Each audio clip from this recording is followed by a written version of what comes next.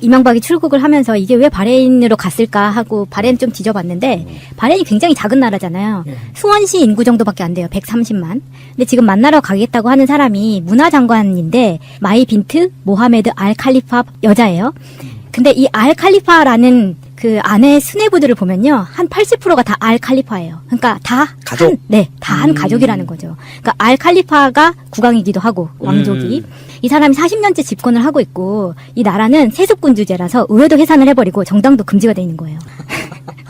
다만 임기 4년에 자문의회가 있을 뿐인데 우리나라하고 관계는 76년에 수교를 했지만 그때 대사관을 만들고 나서 99년에 폐쇄를 하거든요. 근데 이명박 때 그러니까 2011년 말에 다시 주 바레인 대사관으로 승격을 시키면서 대사 관저를 만듭니다. 근데 그때 2012년에 대사의 대리로 꽂은 사람이 유준하라는 사람이에요. 나중에 이 사람을 대사로 승격을 시키기도 하는데 이 사람이 어떤 사람이냐면 MB 시절에 대북정책협력과장을 했다가 외무부에서 그랬다가 청와대 국정기획수석실 및 의전비서관실로 옮겨갑니다. 핵심이었네요. 네, 이런 사람을 데리고 나중에 굳이 바레인 대사관을 만들어서 그 대사 자리에다 꽂는 거예요. 왜냐면 바레인이 너무 작다 보니까 이전에 왜 이 대사관을 없앴었냐면 나중에 사우디아라비아랑 그 합병을 시키거든요. 그래서 없었던 데인데 130만 이 나라에 굳이 바레인 대사를 다시 만들어서 자기 사람을 꽂았다는 거죠. 뭔가 냄새가 나네요. 그러니까 저수지가 거기 있네. 예. 사막의 오아시스 같은 게 있네. 그리고 바로 옆에 있는 그 두바이가 IFC, 그러니까 두바이 IFC가 국제금융센터, 거기가 전 세계적으로 조세 회피처나 이 불법 자금의 그 돈 세탁 그 근거지로 유명하다고 하더라고요. 네. 바레인도 마찬가지예요. 네. 그 텍스 헤븐이라고 하더라고요. 네. 영어로는. 네. 조세 피난처 12위로 등록되어 있는 곳이 바레인이고 최근에 이거는 팩트를 체크하지 못했지만 트위터에서 돌고 있는 이야기들 중에 사우디아라비아 왕자들이 지금 처벌을 받고 있는데 이게 바레인에 돈을 숨겨둔 게 적발이 돼가지고 처벌이 되고 있다고 하거든요. 어제 방송에서 의혹 제기한 게 거의 사실에 가깝겠군요. 그러니까 그냥 가지는 않았을 거다. 네. 왜 그 먼 나라를 비행기 타고 그렇게 오랜 시간 동안 노구를 이끌고 굳이 꾸역꾸역 강연 목적으로 가야 되냐. 이명박이 직접 와야 되는 그 지문 이런 게 있었군요. 네. 그런 것 같아요. 홍채인식 이런 거. 그러니까 이제 그런 얘기 하잖아요. 기자들이 따라가야 된다. 따라가서 일거수일투족을 취재를 해야 된다. 네. 안 하잖아. 이 바레인이라는 나라는요, 우리가 아랍권 나라들 중에서 유일하게 술을 먹을 수 있는 나라고요. 돼지고기를 먹을 수 있는 나라예요. 뭔가 그래서 신기하네요. 야매 같은데. 그래서 실제로 사우디의 부호들, 왕족을 포함한 부호들이 바레인으로 유흥 여행을 간대요. 한잔하러. 한잔 하라고. 그러니까 실제로 그런 나라고, 이 쿠웨이트나 이런 나라들은 바레인을 말할 때 비하할 때 이렇게 얘기한대요. 술이 최고의 자원인 나라. 유흥 문화가 좀 발달했구나. 예. 그러니까 여기는 이 바레인이라는 데를 보면 전체 수출하는데 27%를 오일이 차지해요. 그리고 나머지는 그냥 다 미미한 거예요. 근데 이거보다도 더 최고로 쳐주는 게 술과 돼지고기다. 바레인은. 그러면 이명박이 과연 이런 나라 가서 무엇을 할까요? 정말 아까처럼 조세 회피처 더하기 이 나라는 경제 구조 자체가 어떤 산업적인 경제를 갖고 있는 나라가 아니라 소비 향락적인 구조를 네. 갖고 있는 나라예요. 그것도 아랍의 중심에서 가운데서 확실히 뭐가 있네. 뭐가 그러니까 있죠. 예. 바레인이 가는 분명히 한 이유가 있는 것 같습니다. 짧은 기간 갔다가 오는 거니까 갔다 오기 시작하면은 이제 본격적으로 수사가 진행될 텐데 어마어마한 의리와 권력으로 뭉쳐져 있는 것 같지만 결국엔 내가 살아야 되잖아요. 예를 들어서 김관진이 내 선에서 다 알아서 한 거다. 요 일을 지금까지 범죄를 그러면 예를 들어서 김관진이 징역 10년짜리가 되는 거고요. 이명박이 시켰다 그러면 징역 2년짜리가 되는 거예요. 예를 들자면 그렇다는 거예요. 그 정도 비교가 되니까 그 김관진이 포승줄이 묶여서 나오는 그 표정을 보고 있으면 그런 생각이 들더만 어디까지 풀어야 되나. 그 생각 할 것 같은 그런 느낌이 좀 들어요. 엄청 침울해지는 거죠. 고민 많이 하고 있겠죠. 그리고 실제로 지금 얘네들이 쓰고 있는 전술을 보면 박근혜 때하고 똑같은 전술을 쓰고 있어요. 아까 푸른나무님이 얘기한 것처럼 내가 결제를 하는데 일일이 그거 하나하나 이거 댓글 달아요. 그리고 결제해 준 거 아니라 나는 그냥 전체적으로 업무 보고 받고 국정원 업무 전체에 대해서 결제해주고 사인해 준 거지 그거를 댓글 공작 하라고 한 거 아니야. 이렇게 지금 논리를 펴고 있는데 이게 박근혜 때 썼던 논리거든요. 그리고 그 방송을 김관진이 봤으면 굉장한 배신감을 느꼈을 것 같아요. 거의 꼬리 자르기 식으로 얘기를 하잖아요. 예. 이명박이 그렇게까지 했겠느냐. 그렇지. 그러면 그래서 그 방송을 보고 빡친 김관진이 이제 마음을 돌려먹겠죠. 그럴 수도 있고요. 이게 박근혜 때 전형적으로 벌어졌던 상황인데 우리가 흔히 그랬죠. 박근혜 바보 만들기. 박근혜는 바보여서 아무것도 모르고 그냥 사인했다라고 했는데 이명박은 국가 원수가 그냥 크게 보고 그냥 사인한 거지. 개별 그 작전에 개입했겠느냐 이 논리거든요. 근데 요 논리가 이제 무너지기 시작을 하면 그 다음부터 이제 바보 논리가 나오기 시작해요. 알겠습니다. 자, 진짜 중요한 고리가 하나 더 있습니다. 여기서 꼭 나와야 될 인물이 이동관과 김재철이에요. 그러니까 이동관이 지금 같이 따라갔죠? 유인촌이랑? 네. 이명박 정부에 있어서 김관진은 댓글이라든지 그런 정치 공작의 하수인이었다고 하면 이동관은 일종의 박근혜 정권 때 이정현하고 약간 같은 역할이에요. 그렇죠. 언론 홍보수석 조정 개념으로. 네. 그래서 왜 김재철이 청와대 부근에서 유독히 음식을 많이 쳐드셨단 말이야. 김재철이. 네. 예. 그리고 청와대 불려가서 조인트 맞았단 말은 이 언론계에 다 알려진 이야기예요. 이제 그 실행을 한 당본인 당연하지. 홍보수석이니까 언론 담당이잖아요. 그래서 김관진 다음에 소환될 사람이 이동관이라는 설이 가장 유력해요. 그 부분에 있어가지고는 그 언론 장악이라든지 언론 블랙리스트 이런 부분은 다 이동관의 작품일 가능성이 높은데 그래서 이동관이 이명박의 언론 담당답게 지금 이명박이 바레인으로 가기 전에도 그 이야기를 막 했는데 법에서 인정된 유죄 댓글은 0.45%다. 그런데 실제로는 1.15%란 말은 지금 그 법에서 유죄로 인정된 거, 그러니까 허술한 수사 속에서도 인정된 게 0.45% 이렇게 주장하고 막 이런 그러니까 정확하지도 않은 팩트를 갖고 계속 모면해 보려고 하는데 이 상황에서 이명박이 바레인으로부터 들어오면 며칠 안에 이동관이 블랙할 가능성이 전 높다라고 보거든요. 그렇죠. 아마도 지금 이제 이런 그 어떤 범죄 혐의를 잡고 수사를 할 때는 말단 조직부터 치고 들어가는 거거든요. 그래서 점점 올라가는데 김관진이를 친 상태에서는 이제 그 이명박의 턱 밑에까지 올라가 있는 상태고요. 이동관을 치게 되면은 거의 이제 콧등까지 올라간 거라고 봐야 되죠. 그리고 이 이동관이 지금 언론 플레이, 얘는 언론을 갖고 장난치던 애들답게 언론 플레이를 하는 게 몇 퍼센트 이거 중요한 거 아니에요. 전혀. 왜냐하면 10만 건 중에 하나라도 불법이 있으면 불법으로 처벌받는 거거든요. 그렇지. 이건 몇 퍼센트의 개념을 갖고 얘기하면 안 되는 거예요. 하긴 했단 얘기죠. 그렇죠. 하긴 했다는 거니까 처벌받는 건 정당한 거예요. 그래서 이 여전히 이거 언론 플레이질을 하고 있다. 이동관이 그러는 거고 이제 이명박이 갔다 오면 뭐잖아. 이동관 포토라인에 쓰고 이명박은 제 소원대로 12월 19일 날 해피 벌스데이 하는 날 들어가기를 간절히 빕니다. 근데 아쉽게 김재철의 구속영장은 청구가 이제 안 됐단 말이에요.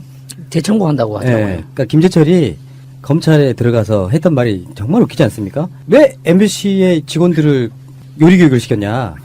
답이 뭐라 그랬죠? 요리도 만들다 보면 재밌다고. 그러니까 검찰이 이제 그런 거예요. 샌드위치나 전 부치기 교육 이거 모욕주기 아니냐 하니까 미친 새끼예요.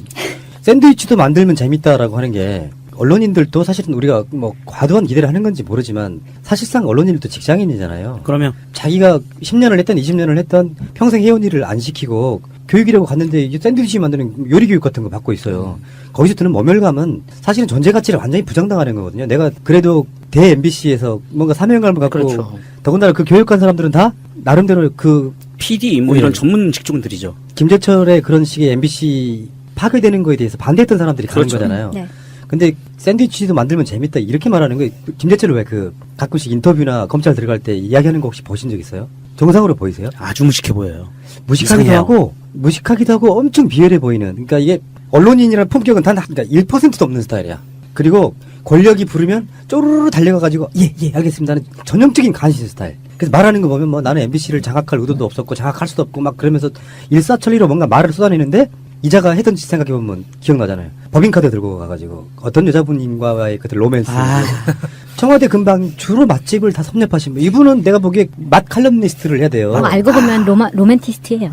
그 청와대 근처에서도 그렇게 식사를 이동관하고 같이 많이 한 거는 둘이서 맛을 보러 다니기 위해서 청와대 근처에 식당이 많기는 하지만 비싼 집이잖아요. 아니 거기 뭐 분식집도 있긴 있어요. 자, 그 권력이라는 거 사실 이런 거 있잖아요. 우리 일반인들한테 내가 아는 사람이 하다못해 가까운 친척 하나라도 어디 검찰청에 검사로 있어. 어디 국회의원이야. 청와대 직원으로 있어. 그 권력 지향적인 삶을 살아온 게 한국인들 특성 중에 하나예요. 솔직히. 그러니까 그 사람들의 후광효과, 낙수효과 이런 것들을 보고 막 살았단 말이에요. 그런 유혹 떨치기 사실 어렵다는 거 저도 압니다. 근데 반대로 생각을 해보면 MBC 사장만 해도 자기가 역할을 하기 나름으로는 굉장히 명예로운 자리라고 저는 보거든요. MBC나 KBS 사장 정도를 하면 대통령 하는 거 부럽지 않을 만큼의 지위예요. 근데 청와대에서 부르면 쪼르르 달려가고 청와대 수석들이나 대통령하고 면담을 할 수 있다는 것이 갖는 어떤 자부심이 충만한 사람이에요. 그렇다 보니까 이런 거 있잖아요. 저는 비교를 하나 해보고 싶어요. 뭐 딱히 떠오르는 사람은 없지만 정윤주와 엄기영. 엄기영도 사실 제가 보기엔 그런 거거든요. 한참은 국민들로부터 신망을 받던 기자자 앵커였지만 그랬었죠. 정권이 막상 엄혹한 시절에 들어가서 권력으로부터 이렇게 압력 같은 걸 받으면 쪼그라드는 인물이 있고 물론 정현주 사장은 원래 그런 사람이기도 했지만 정권이 신경 안 써. 정부한테 좀 불리한 보도를 해도 압력 같은 걸 안 집어넣으니까 더 그런 측면도 있었겠지만 언론인들이라고 하는 게 저는 그렇게 생각해요. 젊었을 때 기자로서 특정 보도를 하고 권력의 반기를 드는 것도 중요하지만 굉장히 요직에 올라가서 자기 후배들을 지켜주는 것이 훨씬 더 중요한 역할이거든요. 근데 법인카드서 감에 이동관을 만났는지 누구 만났는지 모르죠. 근데 추정하기에는 서로 간에 담당자니까 이동관을 만나고 이동관 만났겠어요? 하다 보면은 다른 수석도 만나고 그렇죠. 또 홍보수석실에 있는 인물들도 만나고 주로 거기서 놀았다는 거 아니야. 언제 부를지 모르니까 내가 보긴 그래요. 언제 부를지 모르니까 청와대 주변에 놀고 있다가 그 여자분하고 놀고 있다가 부르면 바로 들어가는 그런 시스템이었을 거라고 저는 봅니다. 왜 그쪽이었을까요? 아니면은 청와대에 들어가고 싶었나? 미리 그 청와대 분위기를 알기 위해서 그쪽 근방에 놀고 있었나? 김재철은 왜 거기서 놀았을까요? 난 궁금합니다. 거기가 좋으니까. 그리고 김재철한테 한 가지만 좀 충고드릴 게 있어요. 샌드위치 만드는 것도 해볼 만하다. 뭐 이렇게 지금 법원 판사에게 진술했다고 그러는데 저희 교도소 들어가서 그 노역형 받는 것도 즐거움이 있어요. 그 자동차 정비도 배우고 그러면 봉제 자격증도 딸 수 기술도, 있어. 봉제 기술도 배우고 하거든요. 그럼요. 재밌을 거예요. 세탁소에 가서 세탁도 하고 재밌습니다. 그러니까 김재철이 거는 이렇게 보시면 되죠. 국정원에서 언론을 장악하기 위한 문건이 나왔고요. 그 문건이 청와대로 들어가요. 그 청와대에 있는 문건을 김재철이 그대로 실행한 그거거든요, 지금. 그렇죠. 그런 관점이기 때문에 김재철 씨는 다시 구속되고, 그러니까 이게 한 묶음으로 댓글 사건과는 좀 약간 별개 사건이지만 핵심 코어의 인물들이 지금 다 나온 거거든요. 이동관, 김재철, 김관진, 그리고 이제 이명박한테는 또 원세훈이 있죠. 이렇게 3명, 4명 정도의 어떤 걸 맞추다 보면 검찰은 이명박은 말할 것도 없고 김관진 정도 소환하는 거 굉장히 부담스러운 일이에요. 그렇죠. 위법성이 없으면 사실상 불가능합니다. 맞습니다. 위법성을 완전히 발견한 뒤에서니까 이동관이 바레인으로부터 들어오고 이동관이 검찰에 한번 나가고 또 구속 심사가 좀 시작되고 그러면 지금 11월 13일이죠. 그러면 다음 주 잘하면 12월 초 11월 말이나 12월 초. 네, 12월 초에 빠르면 검찰이 이명박을 소환할 수 있을 때는 결정적 증거가 나와야 돼요. 그러니까 증거라기보다는 증언. 그렇죠. 증언에 더해서 증거가 어느 정도 서류 문서상으로 확보가 되고 이걸 세부적인 그 어떻게 실행했는지 이것을 이제 추궁하는 건데 그게 나와줘야죠. 예. 사실은 서류는 다 나왔다고 봐요. 서류는 예를 들어서 BH 뭐 등등의 결제서는 다 나왔다고 보고 결정적으로 이명박이 무슨 말을 했느냐가 가장 중요할 수 있거든요. 네. 그걸 서류로 남기진 않았을 거라고 보고 이거를 김관진이 제대로 좀 불어주면 지금도 사실 위법성이 넘치는데 이명박 입장에서는 어떻게든지 이제 그게 대통령으로서의 정상적인 직무라고 항변을 할 거 아닙니까? 거기에 대해서 그런 게 아니다. 이거는 위법성이 있는 문제다. 결정적인 증언이 나온다고 하면 김관진 잘 생각해야 되죠. 그러니까 김관진 입장에서는 10년을 썩느냐 2, 3년을 썩느냐의 갈림길에 있는 거라고 저는 보기 때문에 어쨌건 이명박은 이제 소환 이런 걸 표현하죠. 소환이 초읽기에 들어갔다. 저는 그 이 이명박 사건이 이명박이 그 들어갈 수 있는 결정적인 물증이나 증언이 나올 수밖에 없다고 보는 게 박근혜 시절에 전화 통화 그 자동 저장되는 것 때문에 증거로 잡힌 것들이 꽤 있었죠. 그리고 메모가 있었죠. 근데 이게 이명박 정부에서 과연 그거 안 했을까요? 이명박 정부 당시에 자살 사건이나 행방불명된 사건들이 있는데 그쪽에서 뭔가가 나올 것 같아요. 그리고 그때 당시에 청와대에 근무했던 쉽게 얘기해서 이제 맨 마지막에 가면 이동관 같은 애들이 자기 비망록을 깔 것 같아요. 진심으로 좋아해서 알아서 그분에게 충성하는 것과 이권으로 충성하는 건 다른 건 문제예요. 그렇죠. 예. 그 이권이나 이득이 사라지면 대부분 다 배신합니다. 이명박 입장에서는 저는 고립문이 되는 거라고 보고 여기서 가장 중요한 건 국민들의 여론이에요. 이명박 지금까지 정치 잘했다 수사하지 마라 하면 사실 검찰이 선택이 되게 힘들어. 국민들 다수가 박근혜보다는 이명박 이런 거잖아요. 꽃보다 뭐 이런 것처럼 근혜보단 명박 이런 거잖아요. 다수가 그렇다 그러면 이명박은 지금 포토라인에 서야 되는 거고 방송은 오늘 김장겸이 방문진에서 해임됐거든요. 거스릴 수가 없고요. 아마 MBC 지금 파업하는 구성원들은 다 이제 파업에서 복귀를 할 건데 트위터 굉장히 오래전에 할 때 이명박이 방송 장악을 하기 위해서 그전에 뉴라이트들이 어떤 모의를 했는가 나왔던 무슨 영상 이런 게 있거든요. 결론적으로 9년 만에 방송도 정상화되는 것 같고요. 이명박이 그런 얘기 했잖아요. 나가면서 만들기는 어려워도 오랜 시간이 걸려도 망가뜨리는 거 쉽다. 정말 이명박에게 되돌려주고 싶은 바로 그런 지점 아니겠습니까? 김대중 노무현 대통령 10년 동안 정말 잘못된 나라, IMF로 망가진 나라 제대로 세우려고 그렇게 노력해왔는데 이명박이 망가뜨리는 건 불과 1, 2년밖에 걸리지 않았어요. 그런 게 바로 이명박한테 돌려주고 싶은 바로 그런 얘기입니다.